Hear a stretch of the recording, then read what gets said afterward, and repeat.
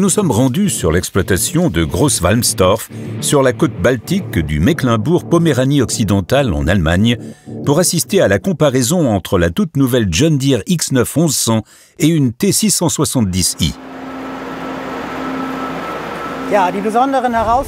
Oui, ce site présente des défis très variés pendant la saison de récolte. Comme vous le savez, l'exploitation est très proche de la côte baltique. Cela signifie que nous obtenons des rendements élevés à un niveau relativement stable et une récolte importante de paille. La X9 est sur la ligne de départ et le chronomètre est lancé. Il démarre maintenant. Pour permettre une configuration optimale des moissonneuses-batteuses, les grandes parcelles ont été détourées, ce qui permet aujourd'hui aux machines de démarrer directement le travail dans ce magnifique paysage du Mecklembourg. La T670i est prête elle aussi. Elle n'attend que le signal du départ. C'est parti, les deux machines s'élancent.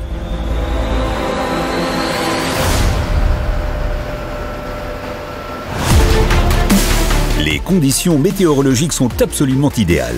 Près de 30 degrés, du soleil et du vent. Que demander de plus?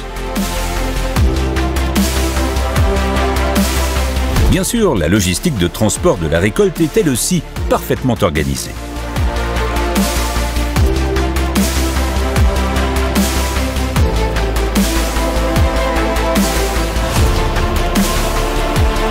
Tandis que les moissonneuses s'affairent, les équipes de contrôle sont également sur le pied de guerre. Des tables de mesure des pertes sont placées à intervalles réguliers sous les deux machines, puis soigneusement pesées.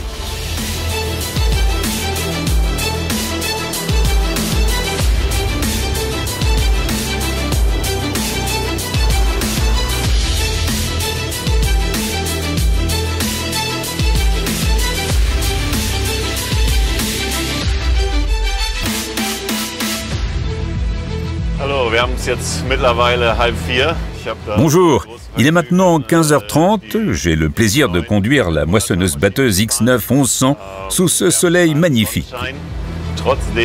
L'humidité dans le sol et donc dans la paille reste cependant relativement élevée.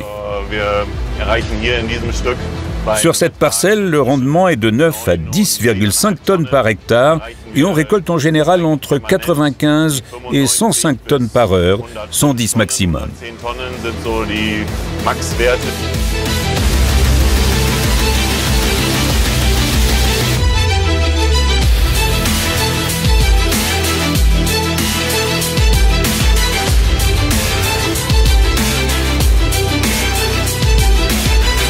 Tout se passe bien avec le modèle de la série T.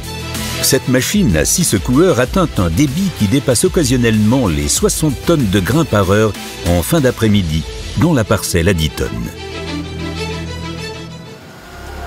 Il faut maintenant faire face à la rosée et optimiser les paramètres pour s'adapter aux changements de conditions. C'est ainsi que les machines pourront maintenir des performances maximales. En tout cas, nos équipes travaillent en parfaite harmonie et la vidange se fait sans problème, même dans le noir. Mais comment la machine à secoueur réagit-elle face à l'humidité croissante dans la paille? Il est maintenant 23h44, les conditions ont évolué plus vite que ce que nous avions anticipé. Le taux d'humidité du grain est désormais à 15%, voire plus.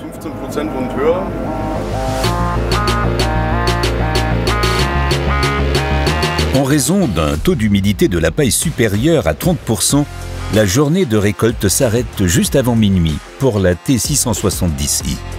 En pratiquement 14h30, la machine a récolté un total de 640 tonnes de blé. Incroyable.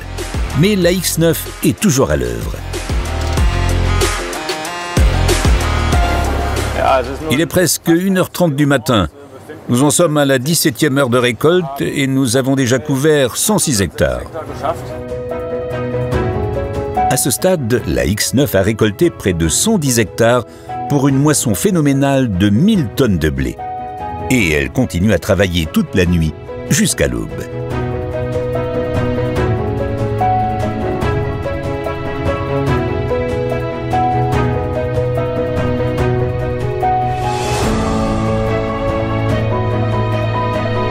Les choses s'animent à nouveau au lever du soleil. La brume de mer apparaît souvent le long de la côte, ce qui peut compliquer davantage la récolte. Cela dit, jusqu'ici, nous atteignons des débits moyens d'environ 50 tonnes par heure.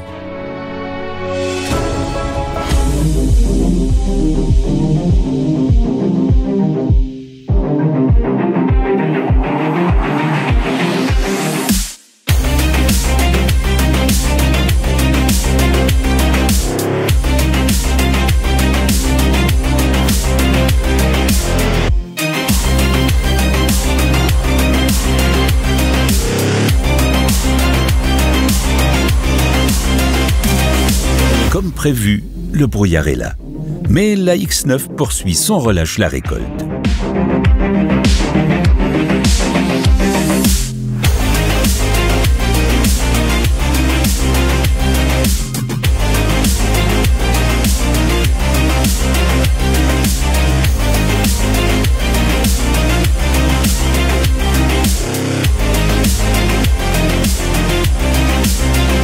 Avant le lever du soleil, le taux d'humidité de la paille est à 44%.